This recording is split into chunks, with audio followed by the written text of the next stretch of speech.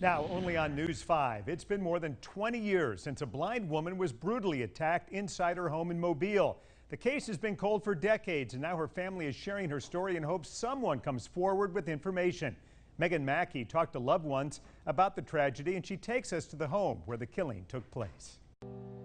This is very gruesome, something like this. A person that is frail and blind and can't even defend herself. 20 years later, the thought of what happened inside this home in May of 2001 doesn't get any easier. It was just a horrible scene. When I checked in the bedroom, there was big slashes on the bed where they had attacked her with a machete.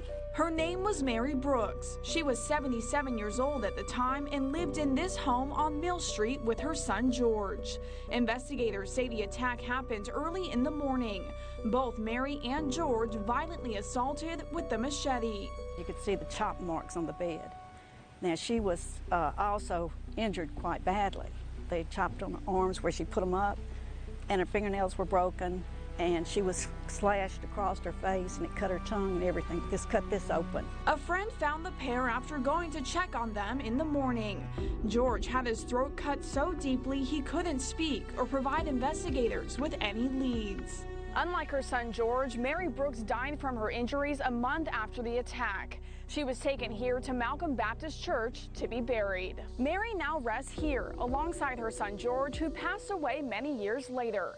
With both of them deceased, the family just wants answers about what happened that terrible day. I'm hoping that someone has heard about the case and has the information that can help us catch the person that possibly did this. This was a cruel, cruel crime to attack a poor, pitiful lady that was blind, and she probably weighed 78 pounds. All these years later, the motive is still unclear.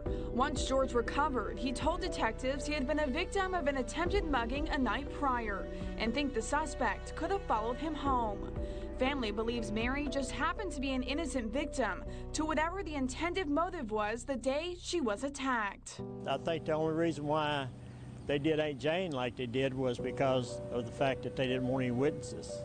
And they were, although she was blind, she could still recognize voices if they had found some suspects. The family says it's been hard to grieve, not knowing why this terrible tragedy happened to their family. Somebody knows something. Somewhere, somehow, some way, somebody knows something. And as Hell's Angels are famous for saying, 3 can keep a secret as long as 2 is dead. Well, 2 of them are dead, and that's my great aunt and my cousin. There's still a third party out there that knows who perpetrated this crime. Reporting in Mobile with photojournalist Matt Goins, I'm Megan Mackey for WKRG News 5.